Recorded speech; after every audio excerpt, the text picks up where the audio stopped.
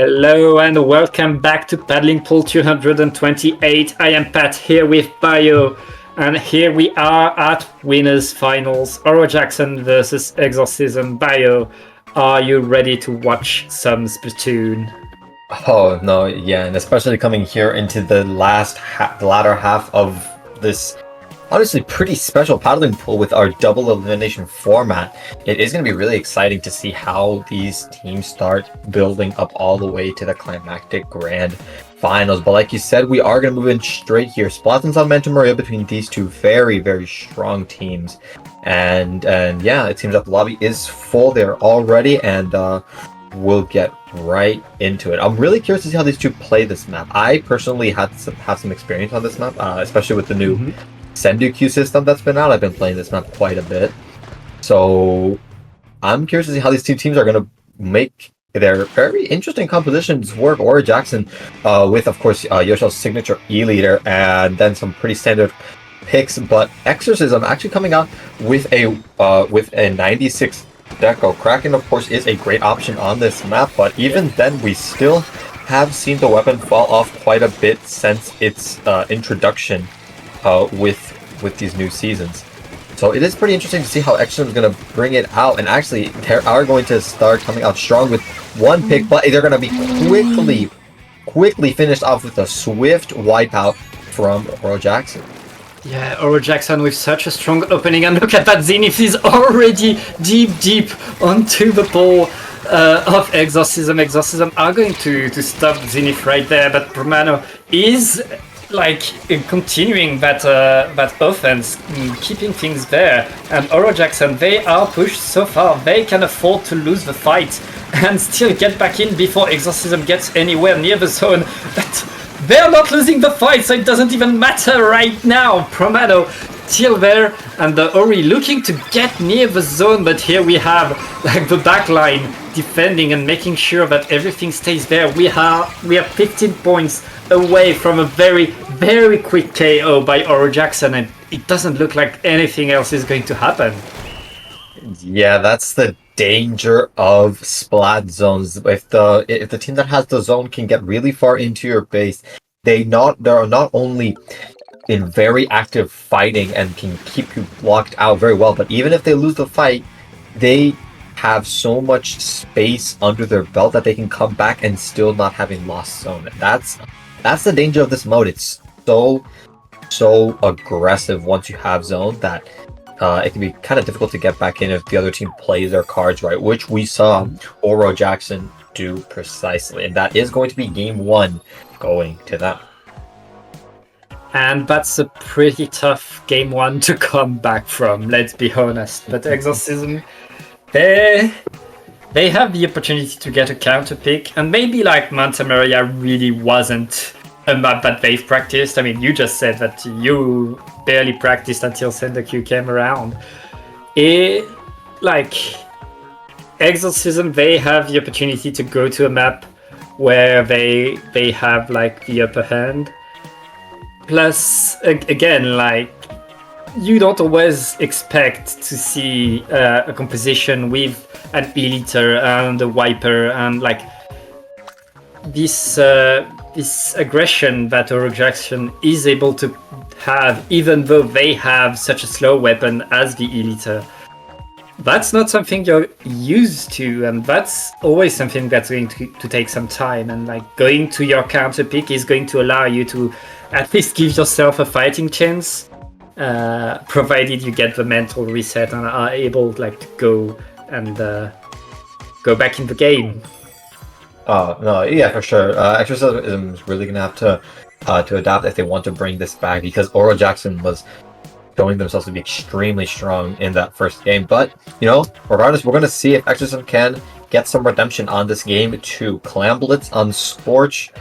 Gorge, another fan favorite. We've seen this a lot. It's probably one of the, well, in my opinion, better modes to play Scorch Gorge on.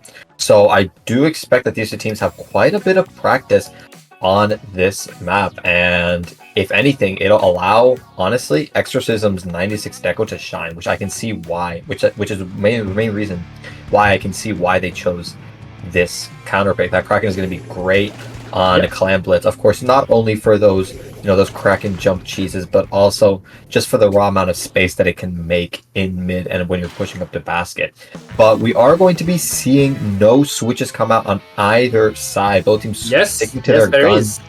Wait, Yoshel switching away from the Editor to a ball point. Oh, I'm sorry about that. I completely missed out on that. It makes so much sense that you'd expect it so much that you're not surprised, and that's how you don't even notice it, because on the Clan Blitz you need your whole team to be able to move forward, and then Editor can't really do that.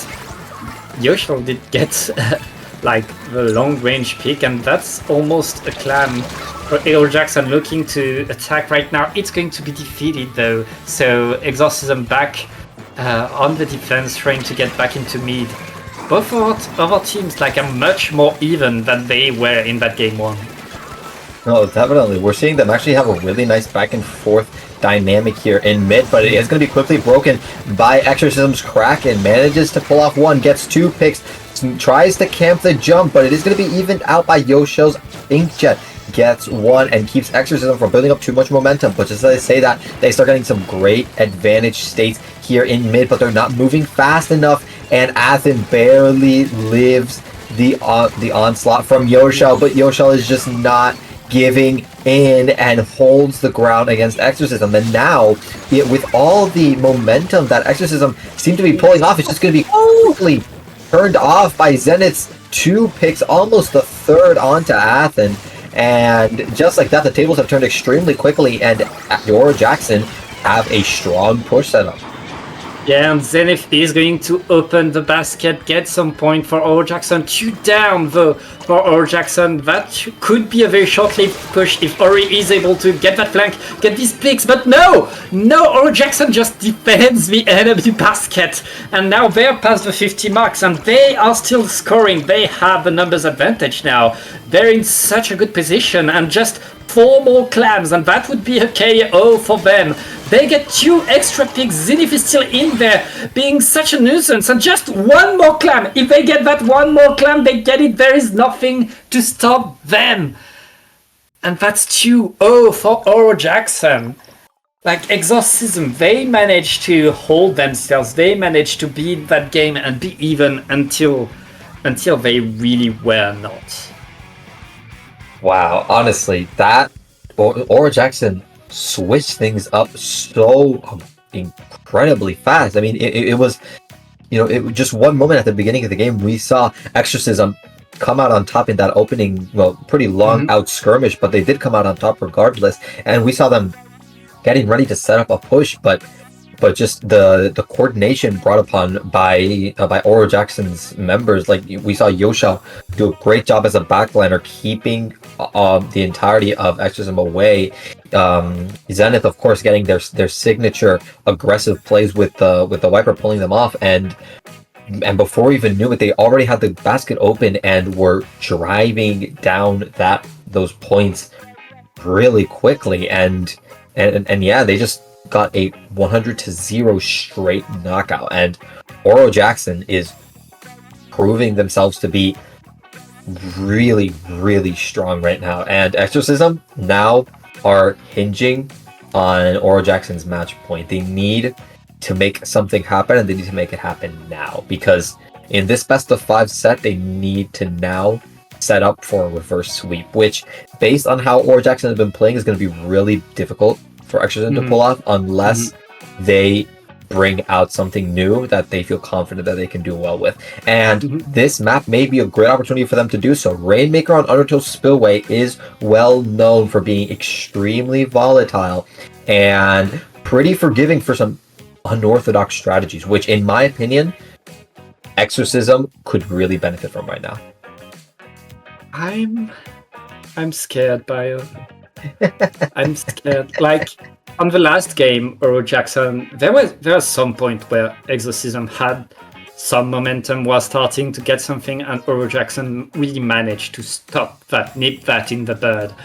And the moment Oro Jackson had any semblance of momentum, the moment Oro Jackson started moving forward, they did not stop.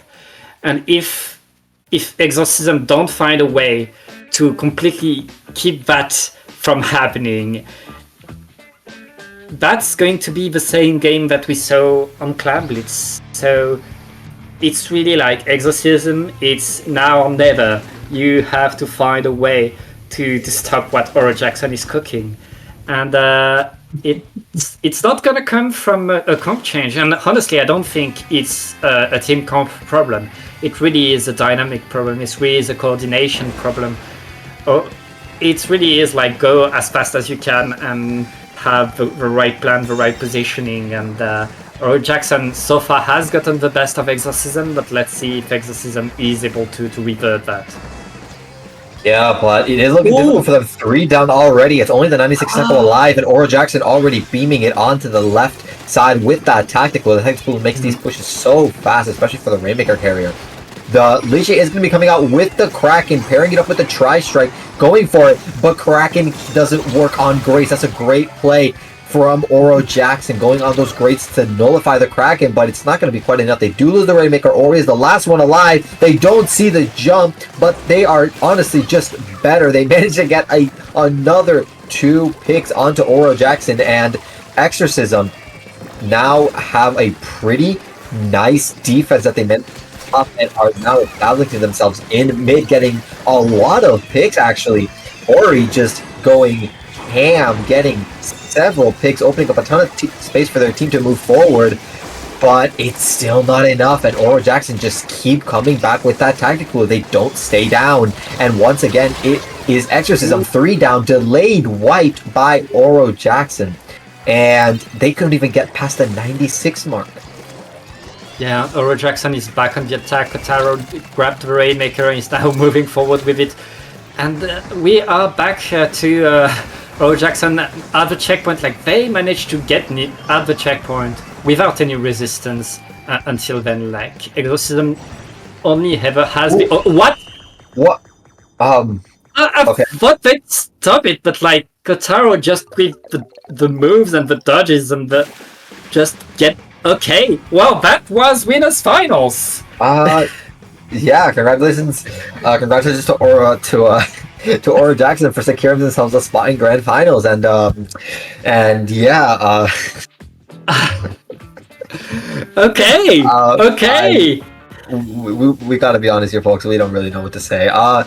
Very interesting way to end Game 3 and securing the 3-0 Oro Jackson win.